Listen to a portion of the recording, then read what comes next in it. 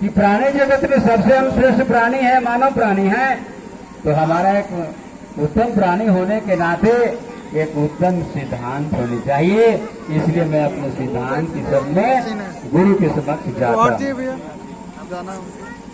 निश्चय ही इस पृथ्वी प्रति से जन्म, बुढ़ापा, बीमारी और मृत्यु से मुक्त हो जाऊंगा। प्रणाम।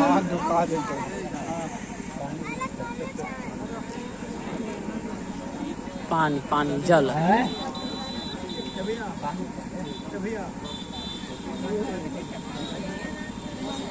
सांग के शरण में जो गया उसका परिणाम है कि जो ही हम तीनों के शरण में जाते हैं तो परिणाम क्या आएगा? परिणाम आएगा कि जो जन्म है, जो बुढ़ापा है, बुढ़ारी है, हम बीमारी,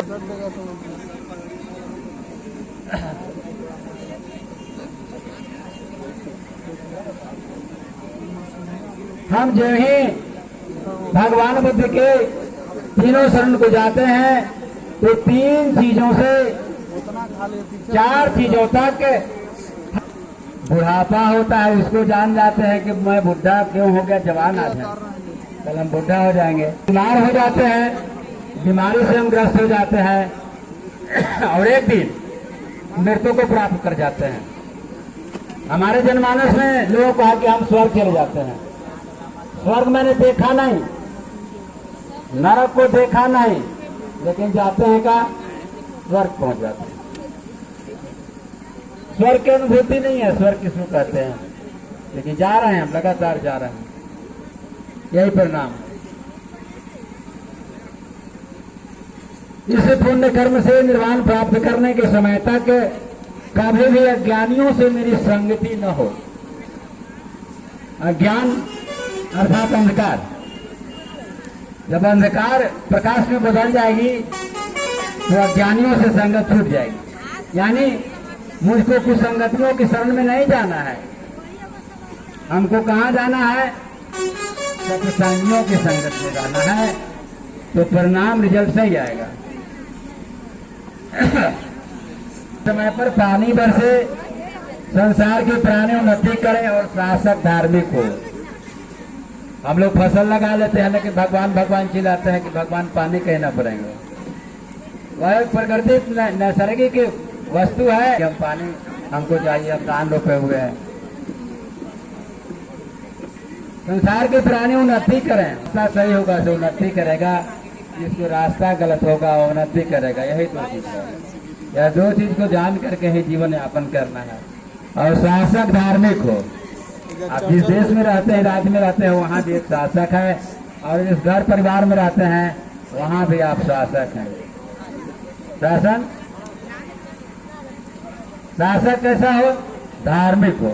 धार्मिक मतलब पूजा पाठ करना, मंदिर में जाके घंटी डोला लेना, तिलक चंदन लगा लेना, धार्मिक आप हो गए। आपने भेष धारण कर लिया, धार्मिक हो गए। आपने दाढ़ी झोटा बढ़ा लिया, आप धार्मिक हो गए न? नहीं, धर्म का आचरण करने वालों को धार्मिक कहते हैं। धर्म को समझना है।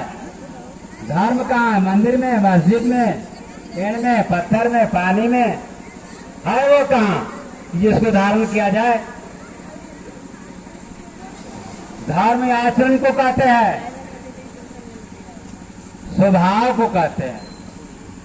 जिस प्राणी का जो आचरण है वह उसका धर्म है। हम मनुष्य हैं तो हमारा एक आचरण होनी चाहिए। तो आचरण, अब हम दीपोत्सव को ले चलते हैं कि हम जो 5 लोग जो दीप जलाए हैं वह क्या कर रहा है? वही आचरण है, उसको पंचशील कहते हैं। धर्म की भाषा में पंचशील कहते हैं। पंच माने 5, शील माने सिद्धांत। वह 5 को सिद्धांत वो अपनाने की ओर इंगित करता है, और उसमें भी प्रकाश है, उसमें भी ज्योति है। कैसे होगा? कहाँ जाना है आपको? जीवन में नहीं मिलेगा ये सब, बता देते हैं।